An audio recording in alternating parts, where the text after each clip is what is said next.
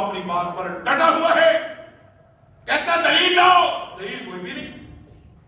اس مناظر نے یہ کہا بابے سے، اسٹیج سے ہٹ کے کہنے لگا آپ میرے کان میں چلو مان لیں کہ قرآن اللہ کی مخلوق ہے، جیسے میں آپ مخلوق ہیں، جانور مخلوق ہیں، میں کم از کم بادشاہ کی سزا سے بچا لوں۔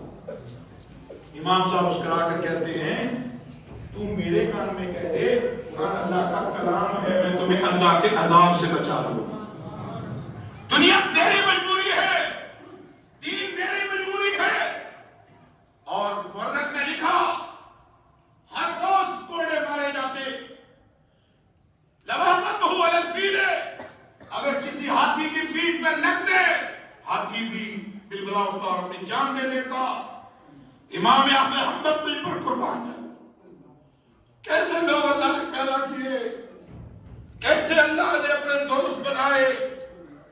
بابا 16 سال تک ایڈیاں رگڑتا رہا، جیل میں مارے کھاتا رہا، اور فرماتے ہیں جب میں کبھی کمزور ہونے لگتا مجھے ایک جیل میں بڑا نامی گرامی چور مل گیا۔ اس نے کہا امام صاحب کیا موقف لے کے آئے ہو؟ تم تو نمازیں پڑھنے والے، مسجد مسلے والے تھے، کہا یہ موقف ہے؟ کہا میں بڑا مشہور و معروف ڈاکو چور ہوں، مال کا چور، چوریاں کرتا ہوں، ڈکیتیاں کرتا ہوں، مجھے مارتے ہیں، میں نے کبھی چوری نہیں تسلیم کی، تو اللہ کے کلام کی خاطر آیا ہے، کبھی کمزور نہ پڑنا۔ امام صاحب کہتے ہیں میں حیران ہو گیا، اس کی وجہ سے مزید میرے بھائی میں اللہ نے استقلال پیدا کر دیا۔ یہ اعجاز قرآن کا تھا۔ اور بابے نے پھر کہا تم اپنی طاقتیں دکھاتے ہو، تمہاری اور ہماری موت فیصلہ کرے گی۔ دیکھیں گے آج ووٹ دنیا میں تمہیں پڑتے ہیں، دیکھیں گے جب جنازہ اٹھے گا فیصلہ ہو جائے گا۔ اور جب امام بن حنبل رحمہ اللہ علیہ جیل سے جنازہ نکلا، اس دور میں 8 لاکھ لوگ شریک ہوئے تھے، 60,000 آدمی شریک ہوئی، اور امام بن حنبل کا بیانیہ کائنات میں اتنا پرویل کر جاتا ہے، اتنا انسانیت میں اس کا بیانیہ پرویل کر گیا کہ آج تک اس کے ماننے والوں میں ہم جیسے غلام بھی احمد بن حنبل کا ذکر کرتے ہیں۔ اور امام مدینی جو امام بخاری رحمہ اللہ کے استاد، اس نے کہا تھا اس دین کو اللہ نے 2 لوگوں کی وجہ سے زندہ رکھا ہے، ایک ابو بکر صدیق کی وجہ سے یوم الردہ، جب لوگوں نے زکات دینے سے انکار کر دیا تھا، مرتد ہو گئے تھے، اور ابو بکر صدیق نے جہاد کا اعلان کر کے کہا تھا لو ختمت الانقلاب والذهاب لنفذته كما امر به رسول اللہ صلی اللہ علیہ وسلم۔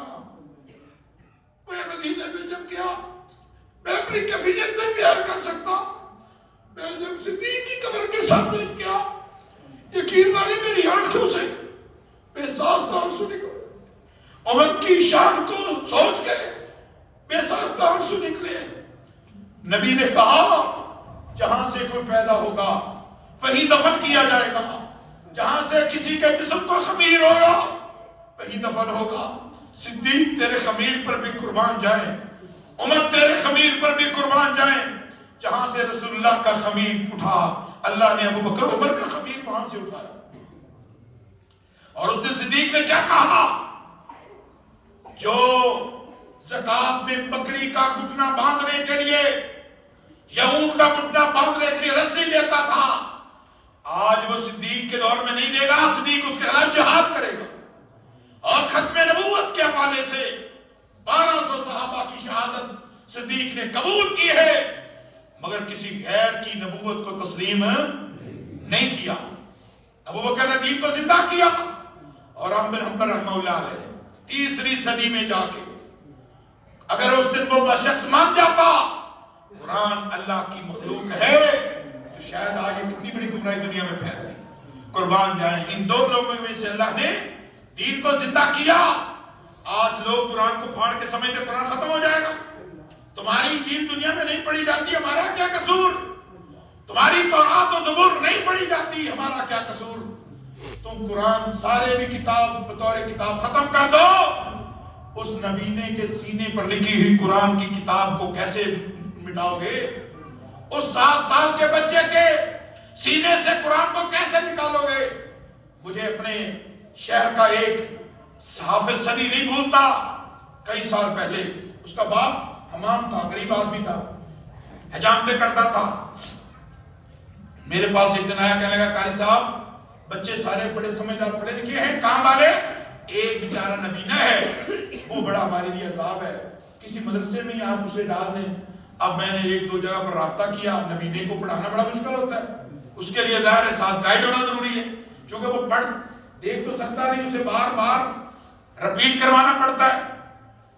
ایک جگہ پر میں نے رابطہ کیا, انہوں نے کہا کہ ٹھیک ہے آپ بھیج دیں, رکا دے کر بھیجا, انہوں نے بٹھا لیا.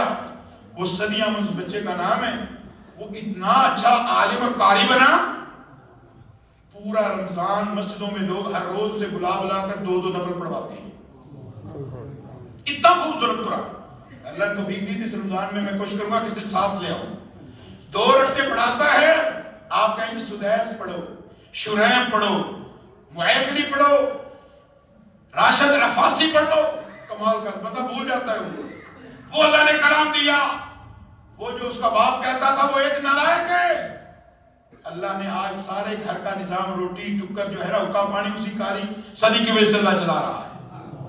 باقی سب فارغ پھر رہے. آج قرآن کی برکت سے آج اللہ اسی بچے کی وجہ سے پورے گھر کا نظام چلا رہے ہیں. اللہ, یہ قرآن کی برکت ہے. وہ پیچھے کھڑا ہوتا ہے, آگے بڑا سا بڑا عالم بھی کھڑا ہوتا ہے, پتہ چل جائے صدی پیچھے کھڑا ہے, سب متنبع ہو جاتے ہیں. زبر کی, زیر کی, شد کی, مد کی غلطی بھی برداشت, اسے نہیں پتا قرآن کے الفاظ کہاں ہیں. سبحان اللہ. اب ان کے سینوں سے قرآن کیسے ختم کرو گے؟ اور تم تو ایک قاری صدی کا مقابلہ نہیں کر سکتے بدبختو.